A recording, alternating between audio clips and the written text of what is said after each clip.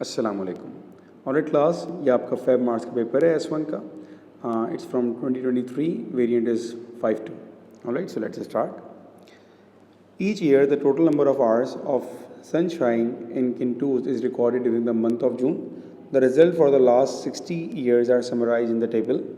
आपके पास फ्रीक्वेंसी दी हुई है and we need to construct the cumulative frequency graph. An easy question it is. पहले हम निकालेंगे यहाँ पर कम्युलेटिव फ्रीक्वेंसी। क्या करेंगे? सिंपल ऐड करेंगे 4 plus 8 it's 12, 12 plus 14 it's 26, 26 plus 25 it will be 51, 51 plus 7 it will be 58 and 58 plus 2 it's 60। ये आ गया। अब आपने यहाँ पे बनाना है अपना सी एफ कर्व। तो हमारे पास वैल्यूज़ कहाँ से स्टार्ट होंगी? From 30 till 240। ठीक, तो पहले हम कंस्ट्रक्शन स्टार्ट करें। अपना एक्सेस बना लेते हैं हम लोग यहाँ पर। ये आ गया वाई एक्सेस और एक्स एक्सेस, ठीक है ना? Sorry, alright. अब हमारे पास y पर तो आ जाएगा कम्युलेटिव फ्रीक्वेंसी और x पर हमारे पास क्या है? x हमें क्या बता रहा है? Total number of hours. तो x हो जाएगा हमारे पास आवर्स, ठीक है ना? ये लाजमी मेंशन किया करें।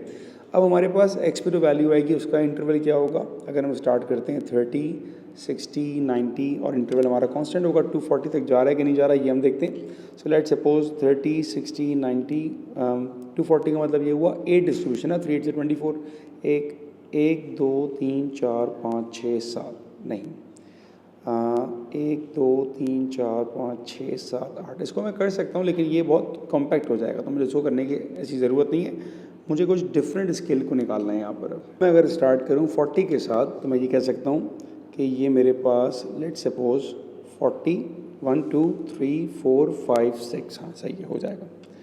अब आपने किया इसको 40, देन 80, देन 120, 160, 200, 240 एंड देन 280। ठीक है, हमारे पास तो ग्राफ 240 तक जा रहा है और y पर हमारे पास वैल्यूज़ कहाँ तक जा रही हैं? From 4 to 60। तो मैं y एक्स पे सिंपल कर दूंगा 10, 20, 30, 40, 50 एंड 60। ये हमने प्लेस कर दिया। अब हमारे पास वैल्यू क्या आ रही है भाई? 30 पर हमारे पास क्या हो जाएगी? 60 पर हमारे पास आएगा 4। 60 हमारे पास कहाँ पर होगा? 40 और 60 ये रहा। 60 पर हमारे पास आएगी वैल्यू 4 के ऊपर, तो मार्क करते हैं 60 पे 4, ये आएगा पहला पॉइंट। ठीक है, दूसरा पॉइंट हमारे पास क्या आएगा?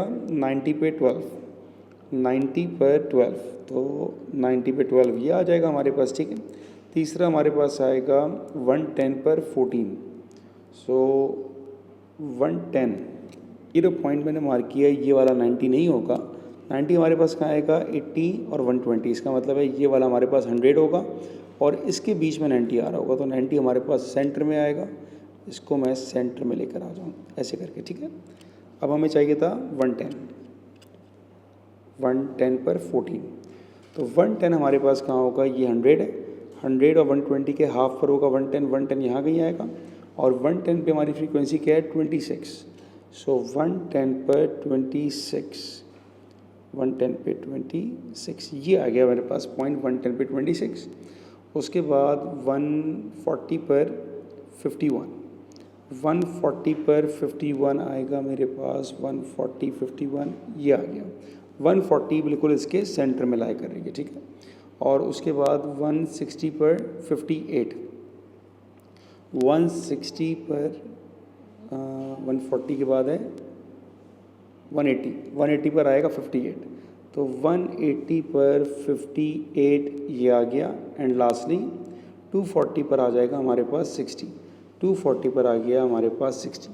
तो ये हमारे पास जो पॉइंट्स आए हैं, इन पॉइंट्स को हम एक कर्व से बनाने की कोशिश करेंगे और कोशिश ये कीजिएगा कि कर्व जितना आपका स्मूथ होगा उतना अच्छा रहेगा, ठीक। तो स्टार्ट करते हैं इसको।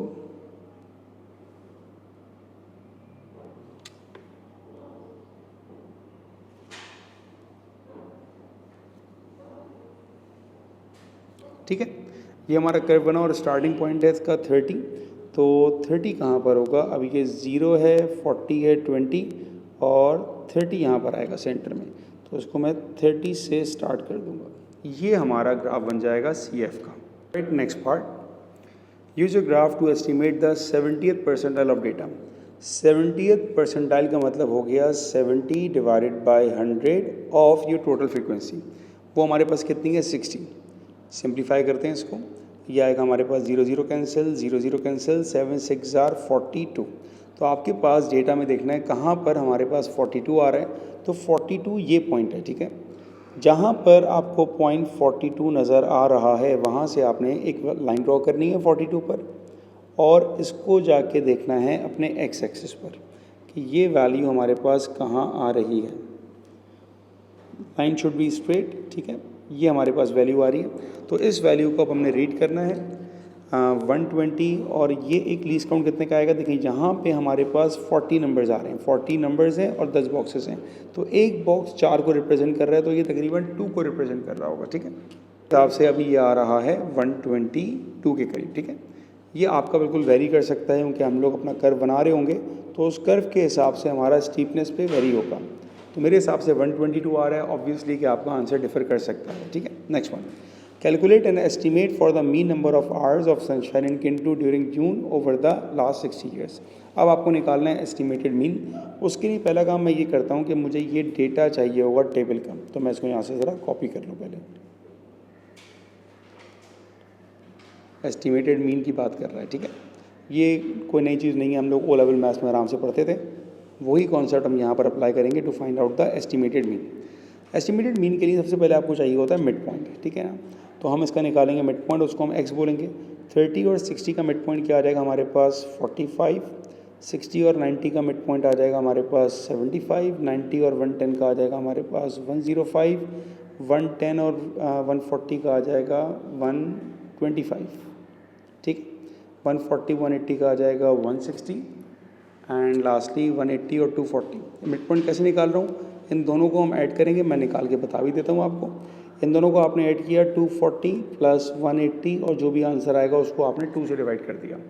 तो 240 plus 180 and divided by 2, it's 210। तो इसका मिड पॉइंट आ गया मेरे पास 210। ये हमने मिड पॉइंट निकाला।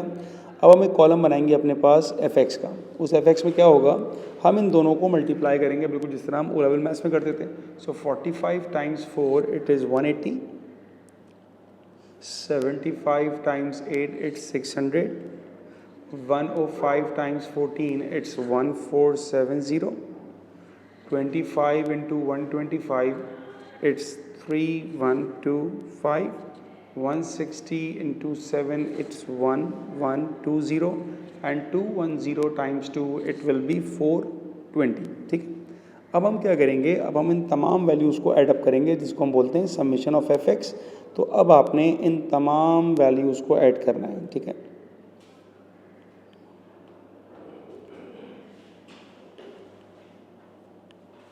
ओहो, एक मिनट, तो गलत हो गया।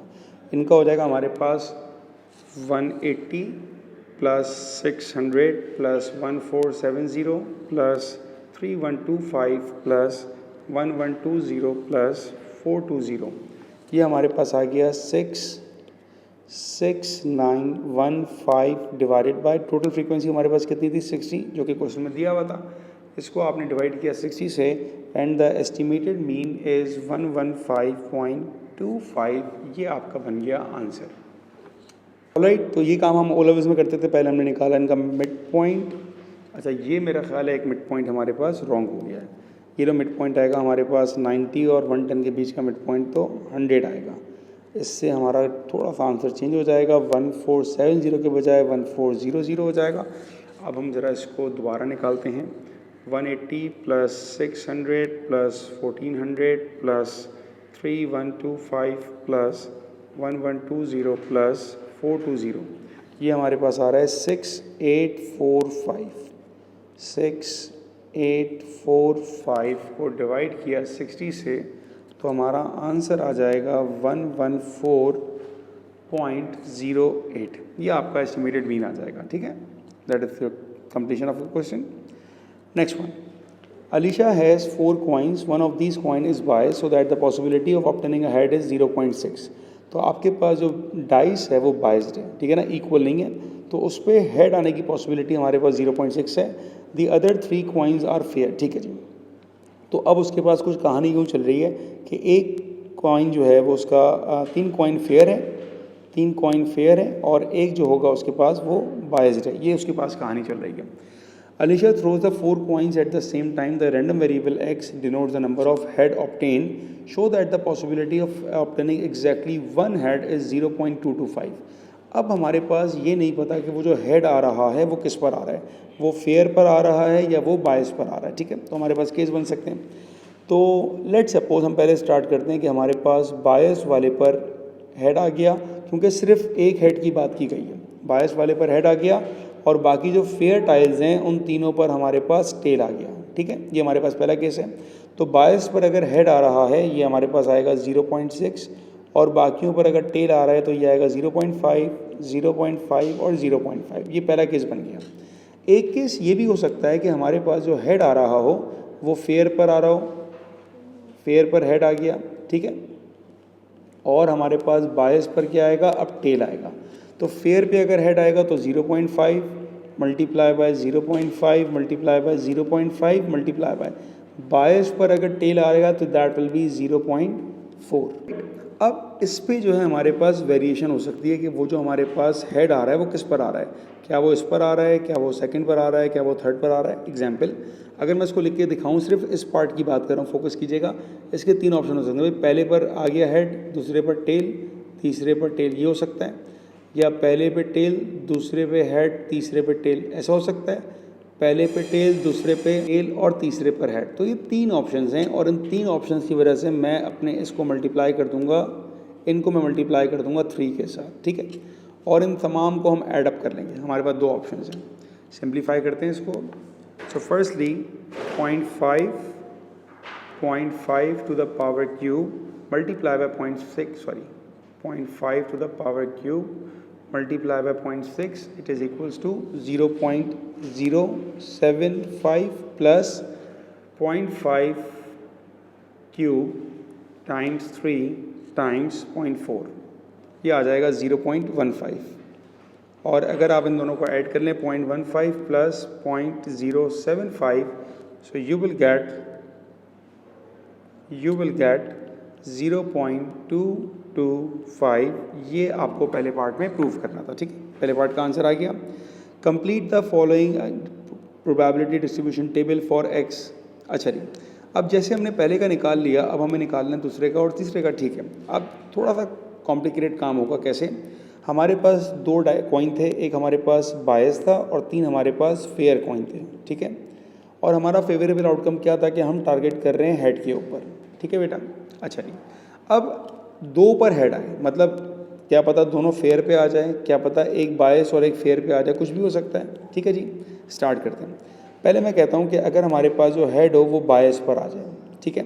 अगर बायस पर हेड आ गया तो यह आया 0.6, इसको दिया हुआ था। और मैं कहता हूँ कि इस वाले पर भी हेड आ गया तो ये आ गया 0.5, 2 पर हेड हो गया। इसका मतलब ये हुआ कि इन दोनों पर हुआ अब टेल, तो ये बनेगा मेरे पास 0.5 टाइम्स 0.5। अच्छा, यहाँ पर हम मल्टीप्लाई करेंगे इन तीनों को 3 से, क्योंकि वही वाली बात है कि हमारे पास इन तीनों में किस पर हेड आ रहा है कि हमें नहीं पता, तो इसलिए हमने इसको मल्टीप्लाई किया 3 से प्लस। अच्छा, और हमारे पास क्या चलेगी, अब दोबारा देखते हैं। बायस्ड है, फेयर फेयर फेयर, ठीक है ना। अब हमने कहा कि बायस पे हमारे पास हेड नहीं आ रहा, बायस पे हमारे पास टेल आ रहा है और इनमें हमारे पास 2 पर हेड आ रहा है, ठीक है ना, और एक पे हमारे पास फिर टेल आएगा, ये हो सकता है, ठीक है। तो अब हमारे पास टेल आने की पॉसिबिलिटी क्या थी बायस के ऊपर, that is 0.4 multiply by 0.5 multiply by 0.5 multiply by 0.5, और इसको भी हम मल्टीप्लाई करेंगे। वही वजह है 3 से मल्टीप्लाई करना पड़ेगा, क्योंकि हमारे पास ये हेड और टेल कब कब आ रहे हैं, मतलब टेल इस पर आ रहा है या टेल इस पर आ रहा है या टेल इस पर आ रहा है, 3 केसेस बनेंगे। अब हम इसको करते हैं सिंप्लीफाई। तो ये हमारे पास आएगा 0.4 मल्टीप्लाई, तीनों को साथ मल्टीप्लाई कर देता हूँ। मल्टीप्लाई करने के बाद आंसर आ जाएगा हमारे पास 0.15। ऑलराइट, इसी तरह हम इसको भी सॉल्व करते हैं। तो 0.5 to the power 3 times 0.6 times 3, it is 0.225। और अब आपने इन दोनों को ऐड करना है। सो 0.225 प्लस 0.15 इट इज़ 0.375, ये आपके पास आ गई इसकी प्रोबेबिलिटी। अब 3 निकालने के लिए आपको ज़्यादा केसेस बनाने की कोई ज़रूरत नहीं है, आप सबको ऐड करके 1 में से माइनस कर लें। तो मैं कह रहा हूँ भाई 3 के लिए हमने क्या किया, probability that x is equals to 3 is equals to 1 minus 0.05 minus 0.225 minus 0.375 minus 0.075। इसको सिंप्लीफाई करते हैं, 0.375 plus 0.075 plus 0.225 plus 0.05 and 1 minus answer. तो आपके पास इसका आंसर आ गया 0.275। 0.275 ये बना आपके पास इसका आंसर। ऑलराइट, आई होप ये क्लियर हो गया होगा। Next one, given that the expected value is 2.1 find the variance of x। Expected value तो आगे हमें चाहिए वेरिएंस, उसके लिए पहले मुझे ये टेबल को आगे कॉपी करना पड़ेगा। So let me just do it quickly. ये तो पूरा क्यों नहीं हो रहा,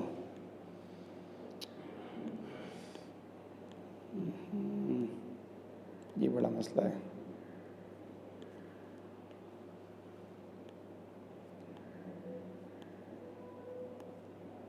ओहो, पूरी वैल्यू की कॉपी नहीं हो रही। अब ये थोड़ा काम लंबा हो जाएगा, खुद करना पड़ेगा। तो पहले एक काम ये करता हूँ, मैं इसको नोट डाउन कर लेता हूँ। 0 1 2 3 4 0 1 2 3 4। ऑलराइट, और वैल्यूज़ क्या थी हमारे पास, 0 पर है 0.05, 0 पर 0.05, 1 पर इज़ 0.225, 0.225, आफ्टर दैट 0.375, 0.375, उसके बाद 0.275, 0.275 एंड लास्टली 0.075, 0.075। ऑलराइट, ये हमारा टेबल था जो पीछे हमें दिया हुआ था। हमें चाहिए यहाँ पर वेरिएंस निकालना, ठीक है। ये हमारे पास x है और ये हमारे पास probability that x is equals to x है। अब वेरिएंस के लिए पहला काम हम ये करते हैं कि हम निकालते हैं अपने पास x स्क्वायर। तो जब आपने x का स्क्वायर किया, you will get 0, you will gate 1, 2 का स्क्वायर 4, 3 का स्क्वायर 9 एंड 4 का स्क्वायर 16। अब आप क्या करेंगे, अब आप प्रोबेबिलिटी की वैल्यू को इससे मल्टीप्लाई करना स्टार्ट करेंगे, ठीक है। तो ये मैं लिख के भी दिखा रहा हूँ। ये आएगा 0.05 into 0, that will B 0, 0.225 into 1, that will B 0.225, 0.375 into 4, 0.375 into 4, that will be 1.5, 0.275 times 9, it is 2.475 and lastly 0.075 into 16, it is 1.2। तो ये मेरे पास आ गई सारी values of summation of X square P x. अब आप इन सबको ऐड कर लें। तो जब मैं इन सब को ऐड करूँगा, so I will get summation of X square times P of X is equals to, इनको ऐड करते हैं तो 1.2 plus 2.475 plus 1.5 plus 0.225 and that is equals to 5.4। Alright, अब वेरिएंस निकालने का हमारे पास वर्किंग फार्मूला क्या होता है, variance of X is equals to summation of X square P of X minus expected value of X का स्क्वायर, ये हमारा फार्मूला होता है। तो ये हमने निकाल लिया, summation of X square P x 5.4 minus expected value आपको दी है दैट इज़ 2.1, तो आपने इसमें से माइनस करना है 2.1 का square. So minus 2.1 square it is equals to 0.99, that is your variance. Alright, ये आपका आंसर आ गया। Next one, question number 3, 80% of the residents of Kinwawa are in favor of leisure center being built in the town. 20 residents of Kinwawa are chosen at random and asked in turn whether they are in favor of the leisure center. Find the possibility that more than 17 of these residents are in the favor of leisure center. तो पहले question को identify करते हैं। देखें, question में हमारे पास repeated experiment हो रहा है कि हमने 20 लोगों से पूछा, ठीक है ना, हमें n मिल गया। यहाँ पर हमें सक्सेस नज़र आ रही है कि भाई क्या प्रोबेबिलिटी है कि वो इसके फेवर में हो। जो फेवर में है वो हमारे पास 80 है, इसका मतलब है क्वेश्चन हमारे पास आ गया बाइनोमियल, ठीक है ना। बाइनोमियल का क्वेश्चन है, n हमारे पास 20 है और सक्सेस हमारे पास है 0.8। अगर सक्सेस 0.8 है तो हम निकालेंगे for an failure that will be 0.2। कैसे आया आपके पास ये, इसकी वर्किंग बता रहा हूँ। ये आपने सिंपल क्या किया, 1 में से सक्सेस को माइनस कर दिया, तो ये आ गया फेलियर हमारे पास। अब कह रहा है more than 17, so probability that x is greater than 17 is equals to, तो ये x इज इक्वल्स टू 18 होगा plus x is equals to 19 होगा plus x is equals to 20 होगा। वर्किंग फार्मूला लिख रहे हैं, n हमारे पास 20 है, सो 20 कॉम्बिनेशन 18, 20 कॉम्बिनेशन 19, 20 कॉम्बिनेशन 20। सक्सेस क्या है आपके पास, सक्सेस इज़ 0.8, सक्सेस 0.8, सक्सेस 0.8। आपका फेलियर क्या है, failure is 0.2, failure is 0.2, 0.2 and failure is 0.2। अब पावर्स पर आएँ, जो यहाँ पे पावर होगी ना वही सक्सेस पर आ रही होगी। ये आएगी आपके पास 18, यहाँ पर आएगी 19 और यहाँ पर आएगी 20, और जो इन दोनों का डिफरेंस होगा 20 और 18 का डिफरेंस वो आएगा फेलियर के ऊपर। तो फेलियर हमारे पास आएगा 20 माइनस 18 2, 20 माइनस 19 1, 20 माइनस 20 0। ये बन गया आपके पास बाइनोमियल का वर्किंग फार्मूला। अब हमने तमाम वैल्यूज़ को निकाल के ऐड अप करना है। तो हमारे पास कैलकुलेटर में इसकी वैल्यू आ रही है 0.1369 प्लस सेकेंड वाले की आएगी 0.0576 प्लस 0.01153। सबको आपने ऐडअप कर दिया, you will get 0.206। Alright, make sure कि आप अपने पास up to 4 decimal place probability values को लाजमी लिया करें। Next one, find the probability that the fifth person asked is the first person who is not in favour of the laser centre. तो इसका मतलब ये हुआ कि आपका जो सक्सेस है यहाँ पर, अब आपका सक्सेस है जो फेवर पे ना हो, और फेवर पे ना हो वो कौन सा आदमी होगा, वो होगा हमारे पास फिफ्थ पर्सन। इसका मतलब है शुरू के 4 जो होंगे ना वो फेवर वाले होंगे, तो ऐसे चल रहा होगा फेवर फेवर फेवर फेवर, और जो 5वां होगा वो आ जाएगा नॉट फेवर। ठीक है, तो ये सवाल हम ज्योमेट्रिक से भी कर सकते हैं, बट हम इसको इसी अप्रोच से कर लेंगे।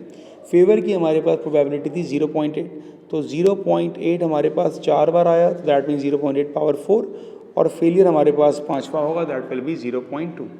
सॉल्व किया आपने, यू विल गेट 0.0819। ये आपका आंसर आ गया। Next one, find the probability that the seventh person asked is the second person who is not in favour of the laser centre. अब क्या प्रोबेबिलिटी है कि जो आपने 7वां बंदा हो वो दूसरा बंदा हो जो उसको फेवर नहीं कर रहा हो। करने के लिए हम पहले एक सिंपल सी डायग्राम बनाते हैं। 1 2 3 4 5 6 7। हमारा जो आउटकम है वो कहाँ होगा, 7%। जो 7वां पर्सन होगा वो उसको फेवर नहीं कर रहा, लेकिन ये दूसरा होगा। तो पहला आदमी तो यहाँ भी कहीं हो सकता है। अब वो कहाँ होगा मुझे तो नहीं पता, वो क्या पता यहाँ पर हो, क्या पता वो यहाँ पर हो, क्या पता यहाँ पर हो, यहाँ पर हो, यहाँ पर हो, यहाँ पर कहीं भी हो सकता है, लेकिन वो एक ही आदमी होगा। लेट सपोज आपने कहा कि जो फेवर नहीं कर रहा वो इनमें से कहीं भी हो सकता है, क्योंकि ये जो बंदा हमारे पास 7वें पर आएगा ये दूसरा बंदा होगा। उसको करने के लिए कोई पोजीशन फिक्स करते हैं उसकी, ठीक है ना। लेट सपोज मैंने कहा ये बंदा है जो फेवर नहीं कर रहा था, ठीक है ना। अब ये फेवर नहीं कर रहा है, इसका मतलब ये है कि बाकी सारे फेवर कर रहे होंगे, तो favour favour favour favour favour. कितने लोग आए फेवर वाले, हमारे पास 5 आए। फेवर की प्रोबेबिलिटी कितनी थी, 0.8, 0.8 की पावर आ गई 5। ये तो हमारे पास इन 5 की प्रोबेबिलिटी आ चुकी है, ठीक है। अब जो हमारे पास फेवर नहीं कर रहा उसकी प्रोबेबिलिटी क्या होती है हमारे पास, दैट इज़ 0.2। लेकिन यहाँ पे ध्यान रखिएगा ये मल्टीप्लाई होगा हमारे पास 6 से। ऐसा क्यों होगा, क्योंकि बेटा हमें नहीं पता कि ये बंदा इन पोजीशन में कहाँ आ रहा है, ये कहीं पर भी आ सकता है, ठीक है ना। इसलिए 6 से मल्टीप्लाई हुआ। 0.2 इसकी प्रोबेबिलिटी भी होगी और 0.2 इसकी प्रोबेबिलिटी भी होगी, और इस वजह से 0.2 पर आएगा हमारे पास स्क्वायर, ठीक है। या तो स्क्वायर लगा दें आप, या फिर इसको अलग से ऐसे लिख लें कि ये मल्टीप्लाई हो रहा है 0.2 के साथ। ये 0.2 मैंने इसी की प्रोबेबिलिटी लिखी है। ये 0.2 यहाँ पर कहीं पर भी आ सकता है। 6 से मल्टीप्लाई किया, हमारे पास टोटल 6 ऑप्शन में से कहीं भी आ सकता है, और जो एक ऑप्शन वो ले लेगा तो बाकी 5 पर आएगा वो लोग जो फेवर कर रहे हैं।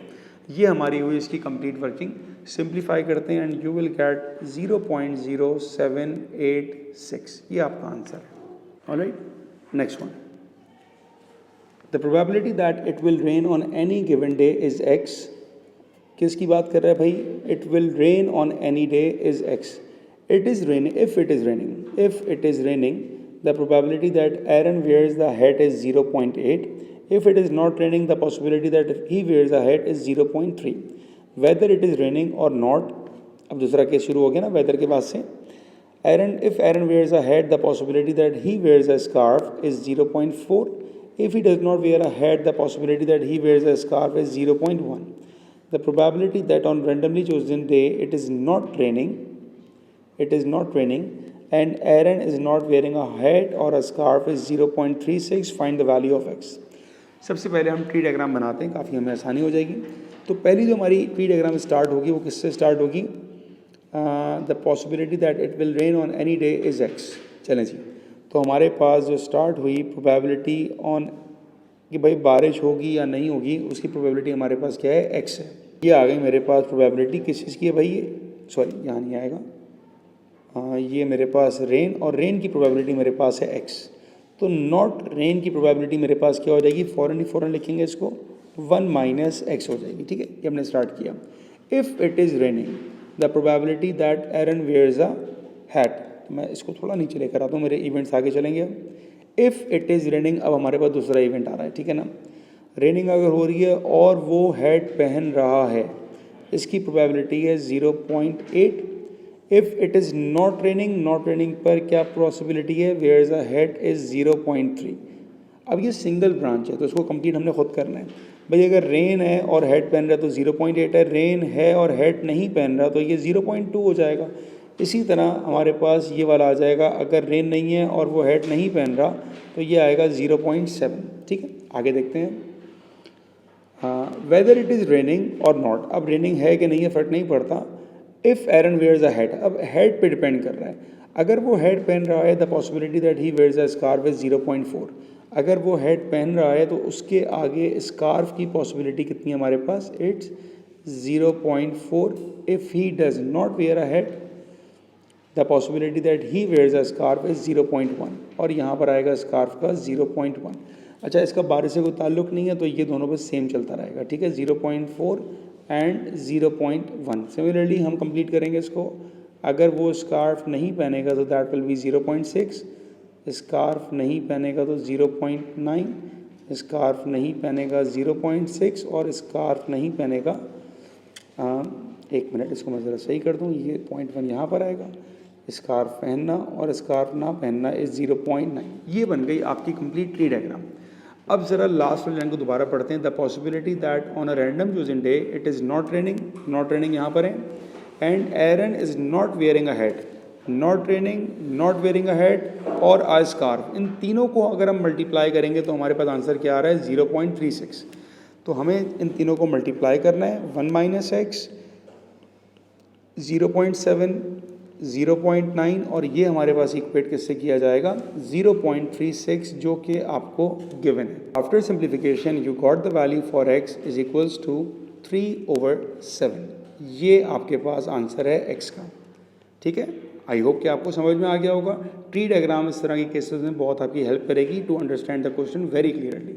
ठीक है, इसमें जो आपको दिया वो कह रहा था, क्या कह रहा था दोबारा सुन ले. Not raining, not wearing a hat और अ स्कार्फ. इसलिए हमने तीनों को मल्टीप्लाई कर दिया. Next one. ऑलराइट, सिर्फ एक पार्ट था इसका. हाँ जी, एक पार्ट था. Macro has 4 box label K, L, M and N. He places them in a straight line in the order K, L, M, N with K on the left. Marco also has 4 colored marbles. One is red, green, white and yellow. He places a single marble in each box at random. Events A and B are defined as follows. A event क्या है? The white marble is in either box L or box M. The red marble is to the left of the box, both the green marble and the yellow marble. Determine whether or not even A and B are independent. पहले event A की बात करते हैं. ठीक है, event A की बात start करते हैं. इवेंट A में आपको बॉक्सेस की जो वो है ओरिएंटेशन है वो आपको बताएगी, ऑर्डर बताया हुआ है कि भाई पहले आपके पास K होगा, फिर आपके पास L होगा, फिर आपके पास M होगा और फिर आपके पास N होगा. ये आपकी सीक्वेंस है.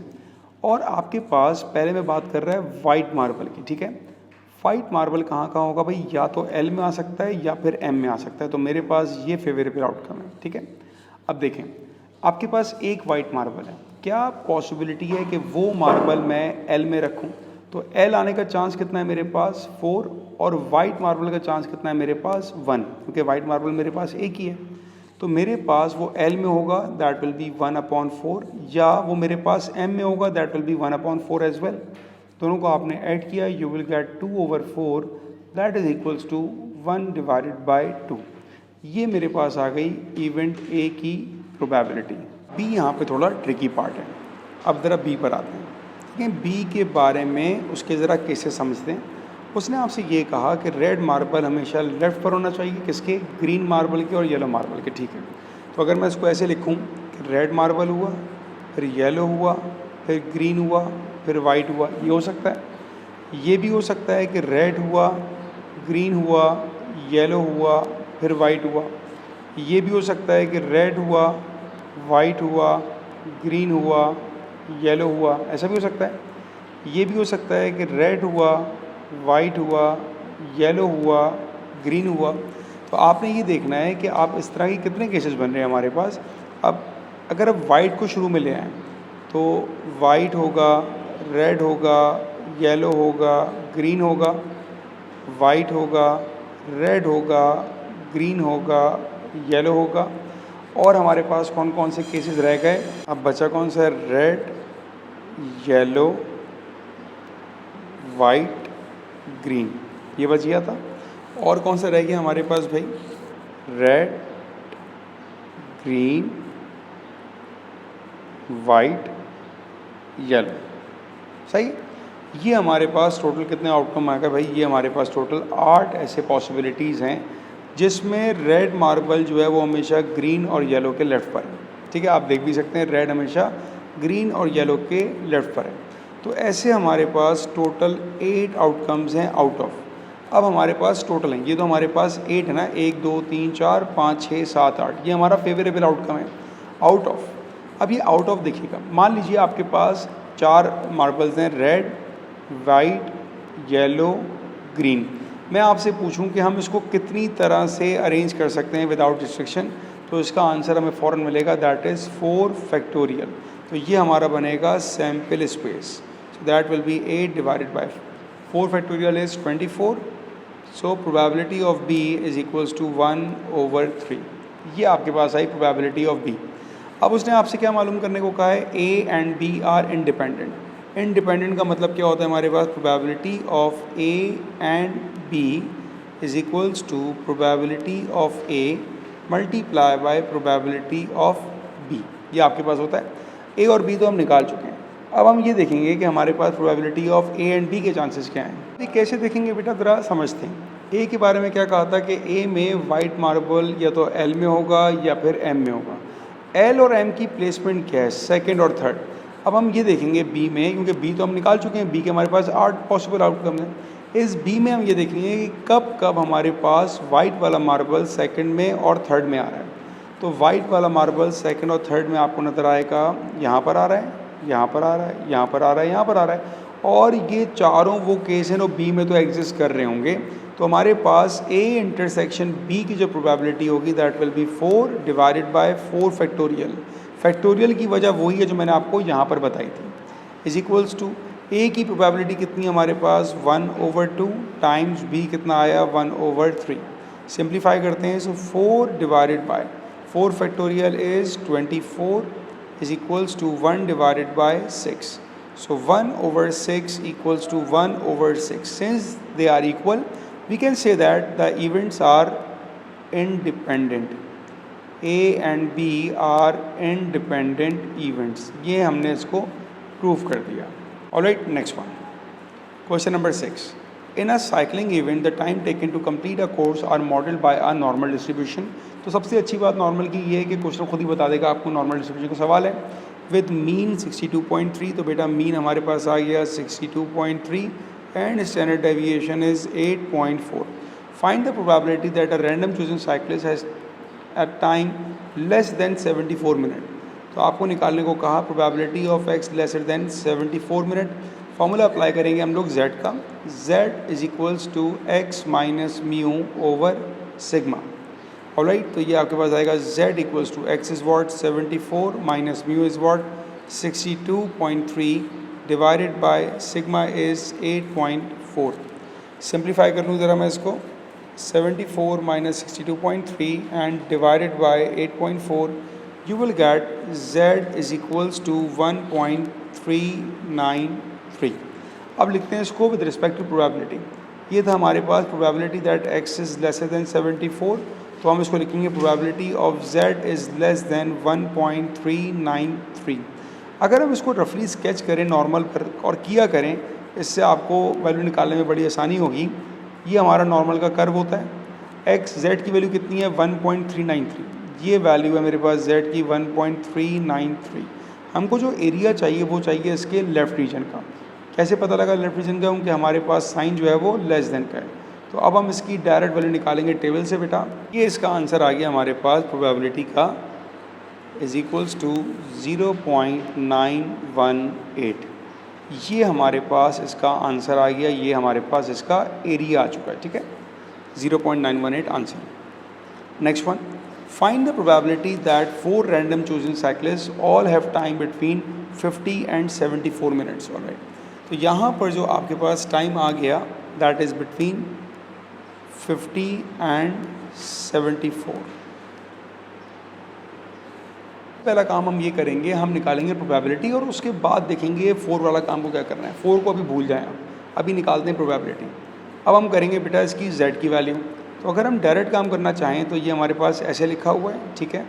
और z का फॉर्मूला क्या होता है? अगर मैं इसको इन टर्म्स ऑफ z लिखूँ, अगर मैं यहाँ पे z ले आऊँ, z क्या होता है x minus mu upon sigma. तो यहाँ पर x 50 है, वहाँ पर x 74 है अपर पर। म्यू क्या था हमारे पास 62.3 यहाँ पर भी, 62.3 यहाँ पर भी, डिवाइडेड बाय सिग्मा। सिग्मा क्या था हमारे पास 8.4, तो दोनों पर 8.4 भी आप अप्लाई कर दो। अब आपके पास ये z की डायरेक्ट वैल्यूज आ जाएंगी हमारे पास 50 माइनस 62.3 एंड डिवाइडेड बाय 8.4, ये आ जाएगा -1.464। z 74 minus 62.3 divided by 8.4, it is 1.393। तो अब मैं अगर इसको स्केच करके आपको बताऊं तो उससे ज़रा अच्छा आइडिया आपको समझ आएगा कि हम किस रीजन को टारगेट कर रहे हैं। ये हमारे पास नॉर्मल का कर्व आ गया, हमारे पास पॉजिटिव पर वैल्यू है 1.393 और नेगेटिव पर हमारे पास वैल्यू है -1.464। जिस रीजन को हम टारगेट कर रहे हैं वो हमारे पास ये रीजन है, ठीक है ना। ये रीजन है जो हमें चाहिए। अब इस रीजन को निकालने का तरीका बहुत ही आसान तरीका मैं बताऊंगा आपको। देखें, सबसे पहले आप यूँ समझें अननोन क्या है। अगर मैं 1.393 का एरिया निकालूं तो ये पूरा एरिया आ जाएगा मेरे पास, ये आ गया। तो पहले हम ये निकाल लेते हैं, ठीक है ना। अच्छा, अगर आपको कैलकुलेटर यूज़ करना नहीं आता, कोशिश करें कि आप कैलकुलेटर में सीखें इसको कि यहाँ डायरेक्ट कैसे निकाल सकते हैं। मैं डायरेक्ट इसका आंसर निकाल रहा हूँ कैलकुलेटर से कि probability that z is lesser than 1.393, इसका आंसर क्या आएगा हमारे पास। कैलकुलेटर में हम जाएंगे क्यूमुलेटिव नॉर्मल डिस्ट्रीब्यूशन के ऊपर, लेसर दैन 1.393 ये हो या इससे कम हो, इसका आंसर हमारे पास आएगा 0.918, ठीक है ना। ये हमारे पास आ गया 0.918। अब जो है ना, अब मैं आपको इसको सॉल्व करना सिखाऊं, क्योंकि अगर मुझे इसका एरिया मिल जाएगा तो उस एरिया को मैं माइनस कर दूंगा इसमें से। तो अब मेरा और आपका टारगेट ये है कि हम ज़रा इसको अलग से पहले बना लें, ठीक है ना। और मेरे पास जो नेगेटिव वैल्यू है वो है -1.464। अब हमारा कॉन्सेप्ट ये है कि हमने ये पूरा एरिया तो निकाल लिया, किसी तरह ये वैल्यू मुझे मिल जाए, उसको मैं इसमें से माइनस कर दूंगा तो शेडेड पार्ट आ जाएगा। ये हमारा कॉन्सेप्ट है। अब जो आपके पास एरिया ये वाला है ये मुझे चाहिए, ठीक है ना। हमें पता है कि ये चूँकि सिमेट्रिकल होता है तो ये भी हमारे पास 1.464 होगा, और जो एरिया मैंने वहाँ शेड किया है वो एरिया मेरे पास यहाँ पर होगा। तो ये एरिया निकालने के लिए मैं क्या करूँगा, पहले मैं 1.464 पर निकालूंगा z की वैल्यू 1.464, मेरे पास आ जाएगी वैल्यू 0.928। ये जो 0.928 वैल्यू आ रही है हमारे पास हमेशा लेफ़्ट साइड की आती है, ठीक है। मुझे तो राइट का एरिया निकालना है, तो इसके लिए हम क्या करेंगे, हम इसको करेंगे 1 - 0.928। 1 माइनस आंसर किया, so you will get 0. 1 minute check कर लूँ मैं, 1 माइनस 0.928 0.072, ये आपका आंसर आ गया। ये जो आंसर आपका है ना, ये जो आंसर है ये इसको बता रहा है 0.072, इसको बता रहा है 0.072। और हमें मालूम है कि ये वाला एरिया तो वही था जो मैंने यहाँ पर ग्रीन को शेड किया हुआ था। तो अब आपने जो आंसर निकालना है वो क्या करना है, 0.918 पूरा एरिया माइनस 0.072। तो कर लें भाई, 0.918 माइनस आंसर, इट इज़ 0.846। ये आपका आंसर है, ये आपका ये शेडेड पार्ट का आंसर आ गया। दोबारा देखिएगा बेटा, दोबारा बता रहा हूँ मैं आपको, हमने z की वैल्यू निकाल ली थी, हमने z को प्लॉट किया, हमें अपर वैल्यू यहाँ पर आई हमारे पॉजिटिव में, लोअर वैल्यू यहाँ पर आई, क्योंकि ये कह रहा है z इससे ज़्यादा हो और इससे कम हो, तो ये रीजन है z का जो हमें चाहिए। ठीक है, हमने क्या किया, हमने इस पे निकाली टेबल की वैल्यू, इस पे टेबल की वैल्यू पूरी वैल्यू बता रही है आपको, ये आ गई है 0.918। अब अगर मुझे शेडेड एरिया चाहिए था तो मुझे सिर्फ इसको माइनस करना है, क्योंकि जहाँ तक की वैल्यू चाहिए मुझे। ठीक है, इसकी वैल्यू निकालने के लिए मैंने इसको अलग से कंसिडर किया और मुझे ये मालूम पड़ा कि जो ये एरिया है ये आ गया 0.7072। अब ये पूरा एरिया था 0.918, ये एरिया आ गया 0.072, दोनों को माइनस किया, मेरे पास प्रोबेबिलिटी आ गई। क्वेश्चन के स्टार्ट में मैंने आपसे कहा था कि इसको अब हम एंड पे देखेंगे। Find the probability that 4 random chosen cycle all have time. तो आपके पास यही प्रोबेबिलिटी 4 लोगों की होगी, तो 0.846 टू द पावर 4। आंसर निकाल लेते हैं भाई इसका, power 4 that is equals to 0.5125। ये आपके पास आ गया इसका answer. Alright, moving towards the next question. In a different cycle, अच्छा वही पार्ट है, in a different cycling event the time can also be modelled by a normal distribution. 23% of the cyclists have time less than 36 minutes and 10% of the cyclists have time greater than 54 minutes. Find estimates for the mean and standard deviation of this distribution. इसको लिख के देखते हैं कि है क्या। देखें, आपको कह रहा है 23% of the cycle have time less than, तो probability that x is less than 36 ये आपको दे दिया, that is 0.23, ये आपको मिल गया। और दूसरी बात क्या कर रहा है, and 10% of the cyclists have time greater than 54 minutes.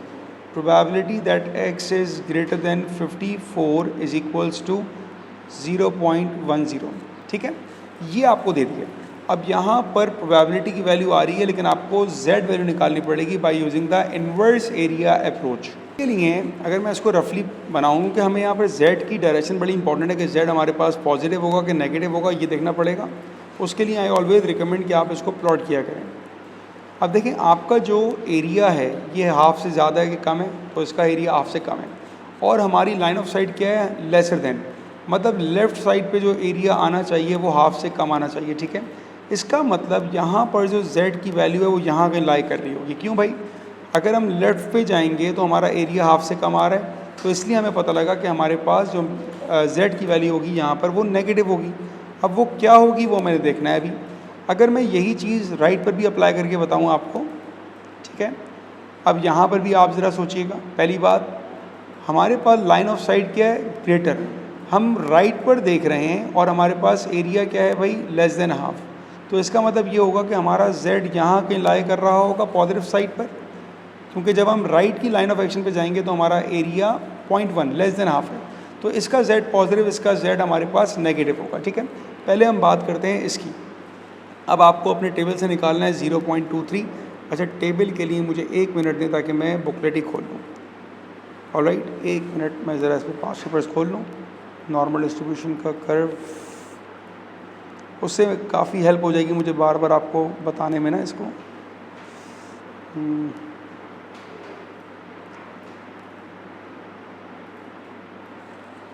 ये आ गया।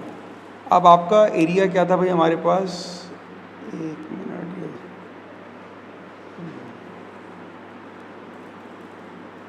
हाँ जी, हमारा एरिया क्या था 0.23।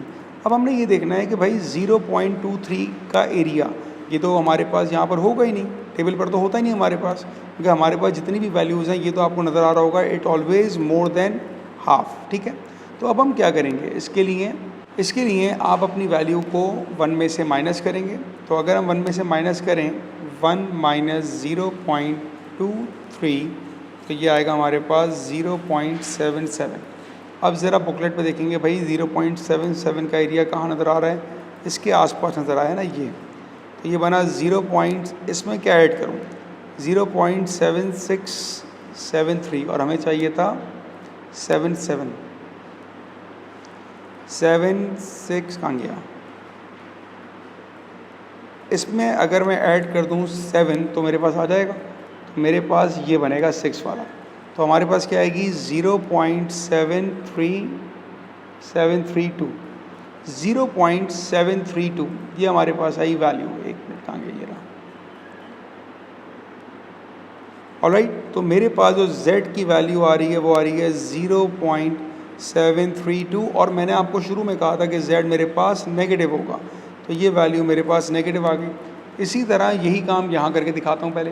अब 0.10 तो हाफ से छोटा है, तो आपने पहले किया 1 माइनस 0.10, दैट विल बी 0.9। अब आपने टेबल पे देखना है 0.9 की वैल्यू, 0.9 हमको यहाँ पे मिला हुआ होता है, ये रहा। z कितना आ रहा है 1.282, तो मेरे पास z की वैल्यू आ गई 1.282, ये आ गया भाई। तो यहाँ पर z मुझे मिल गया 1.282। ये दोनों काम हमारे लिए काफ़ी इंपॉर्टेंट थे। जब आपने z की वैल्यूज़ को निकाल लिया, अब आपको फॉर्मूला पता है कि z equals to x minus mu over sigma, यहाँ भी अप्लाई करेंगे z equals to x minus mu over sigma. z की वैल्यू हमारे पास यहाँ क्या आ रही है माइनस 0.732, x क्या है हमारे पास, x is 36 minus mu over sigma are unknown, यहाँ पे z क्या है 1.282, x क्या था यहाँ पर 54 minus mu over sigma. Alright, अब इसको क्रॉस मल्टीप्लाई करके इक्वेशन बनाएंगे बेटा। 0.732 sigma equals to 36 minus mu, और mu minus 0.732 sigma equals to 36, 1.282 sigma plus mu equals to 54। दोनों को एक जैसे फॉर्म में लिखिएगा कि पहले हमारे पास म्यू आ रहा है, फिर सिग्मा और फिर कांस्टेंट आ रहा है। इसके बाद हमने सिंपल इसको साइमल्टेनियस सॉल्व करना है, ठीक है ना। हमारे पास दो इक्वेशन बन चुकी हैं, सवाल आ गया साइमल्टेनियस का। अब मैंने डायरेक्ट इन दोनों इक्वेशन को कैलकुलेटर में प्लेस कर दिया। So I got the value for mu is, अच्छा वेरिएंस मेरे पास कितना आ रहा है, variance is sorry standard deviation, standard deviation is 8.93 and variance sorry mu is 42.54। ये आपके आंसर आ रहे हैं, ठीक है। तो मेक श्योर कि आपको ये एग्जैक्टली पैटर्न पता हो कि आपने z वैल्यू कैसे निकालनी है, कब नेगेटिव आएगी कब पॉजिटिव आएगी। लाइन ऑफ साइट वाला आपको कॉन्सेप्ट अगर नहीं पता तो मेरे पास मेरे चैनल पर इसकी वीडियो अपलोडेड है, नॉर्मल डिस्ट्रीब्यूशन की, ज़रूर आप देखें, आपको ये कॉन्सेप्ट इंशाल्लाह क्लियर हो जाएगा। Next one, question number 7, find the number of different arrangements of the 9 letters in the word delivered. DELIVERED।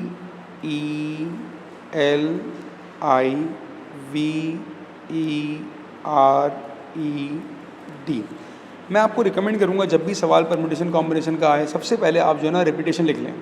कौन कौन सा लेटर रिपीट हो रहा है भाई, डी रिपीट हो रहा है, कितनी बार हो रहा है, 1 और 2, तो डी आ रहा है मेरे पास 2 बार। उसके अलावा रिपीट क्या हो रहा है, ई रिपीट हो रहा है, ई कितनी बार हो रहा है, 1 2 और 3, और इसके अलावा कुछ भी नहीं हो रहा, ठीक है। In which 3 Es are together and the 2 Ds are not next to each other, ठीक है। आपको वो वर्ड मालूम करना है जिसमें आपके पास ई जो है वो साथ में हो, लेकिन डी जो है वो दोनों साथ में ना हो। पहला काम मैं सिंपल डैश बना दूंगा, DELIVERED। मैंने 2 वर्ड छोड़ दिए मैंने, ठीक है ना, 2 वर्ड मैंने छोड़ दिए। मैंने कितने वर्ड थे मेरे पास, 9 में से मैंने 7 बना दिए। 2 वर्ड मैंने इसके लिए छोड़े बेसिकली ना, क्यों छोड़े अब आप देखते हैं। सबसे पहले उसने कहा कि भाई ई को जो है ना वो साथ में होना चाहिए, ईज आर टुगेदर, तो मैंने कहा भाई ये मेरे पास ईज हैं, इन्होंने हम साथ हैं कि कसम खा ली, अब ये हमेशा साथ रहेंगे, ठीक है। अब ये करने के बाद अब हमने ये देखना है भाई कि अब हमारे पास डी कहाँ आ सकता है ना, ये मसला सारा डी के लिए था। अगर पहले मैं ई की बात करूँ, ई कहाँ आ जाएगा भाई, ई की पॉसिबल पोजीशन कितने हैं, 1 2 3 4 5, तो ई का अगर हम काम करना स्टार्ट करें तो ये तो आएगा मेरे पास 5 फैक्टोरियल, ये ई की पोजीशन है। अब डी कहाँ कहाँ आ सकता है, देखें उसने कहा डी 7 ना हो तो डी मेरे पास यहाँ आ सकता है, डी मेरे पास ये गैप है, अच्छा ठीक है, डी मेरे पास अगर यहाँ आ सकता है, यहाँ आ सकता है, यहाँ आ सकता है, यहाँ आ सकता है, यहाँ आ सकता है, ये सारी वो प्लेसेस हैं जहाँ पे डी आ सकता है मेरे पास, ठीक है। तो डी की पॉसिबल पोजीशन कितनी है, 1 2 3 4 5 6, और उन 6 में से डी आ सकता है कोई भी 2 जगहों पर, सही है। और ये डिवाइड हो जाएगा हमारे पास 2 फैक्टोरियल से, क्यों, क्योंकि हमारे पास डी 2 बार रिपीट हो रहा है, सही है। अब इसको हम वर्किंग करते हैं भाई, 5 फैक्टोरियल दैट इज़ 120, तो ये आ गया 120 multiply by 6p2 it is 30 divided by 2।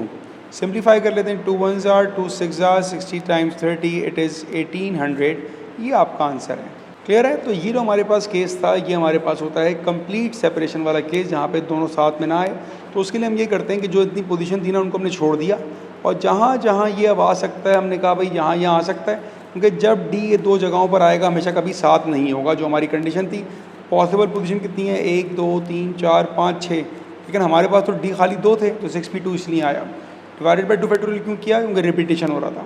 अगर आपका सवाल है कि यहाँ हमने इसको डिवाइड क्यों नहीं किया, तो डब्बे के अंदर 3 फैक्टोरियल मल्टीप्लाई भी होगा और 3 फैक्टोरियल डिवाइड भी होगा, तो दोनों कैंसिल हो जाएंगे, इसलिए हमने किया नहीं। Next part, find the probability that a random chosen arrangement of the 9 letters in the word delivered has exactly 4 letters between the 2 डीज। करने का आसान तरीका क्या है, आप पहले लिखें अपने पास DELIVERED।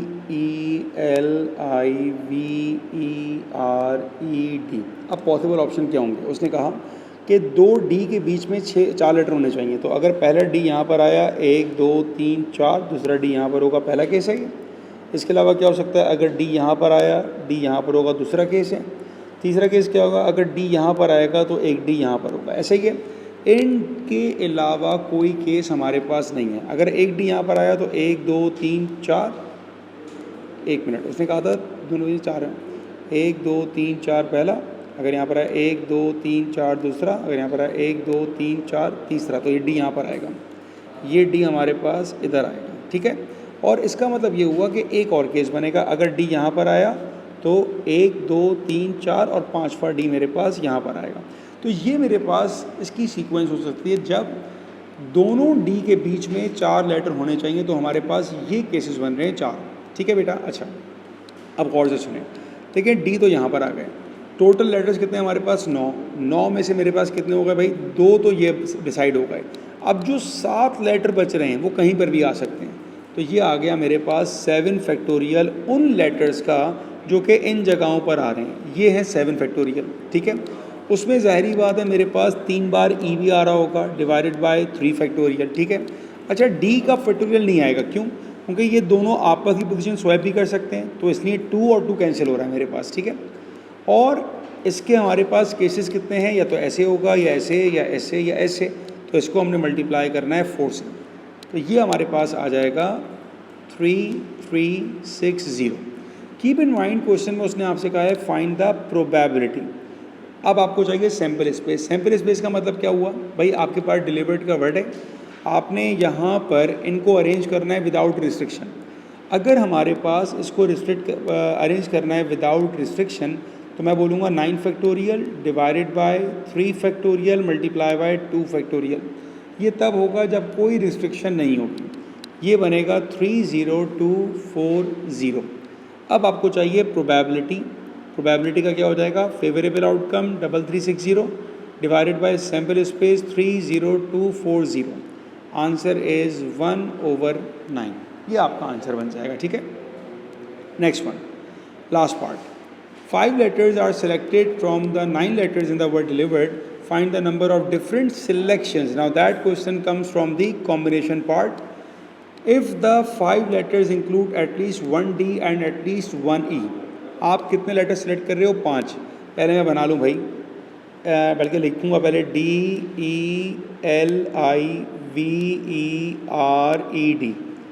ऐसे आप किया करें, काम करना बड़ा आसान लगेगा आपको।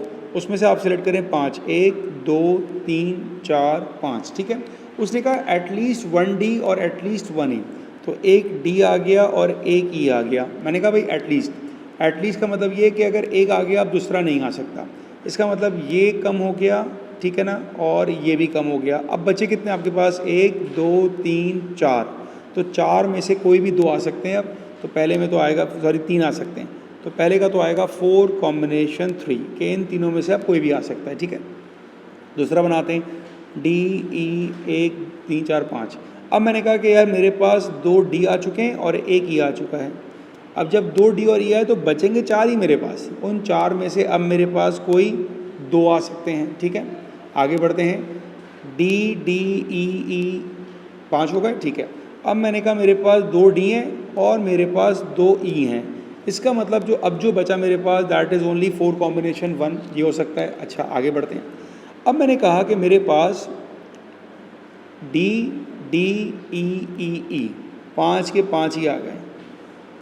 तो जब आपके पास ये बना तो अब आपको क्या करना है, 4 में से आप एक भी नहीं लोगे, 4 कॉम्बिनेशन 0, जिसको हम 1 बोलते हैं, ठीक है।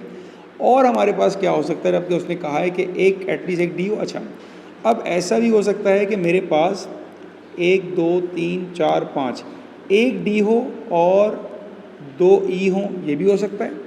तो इस पर क्या बनेगा, मेरे पास 4 कॉम्बिनेशन 2 और एक केस और आएगा, 1 2 3 4 5।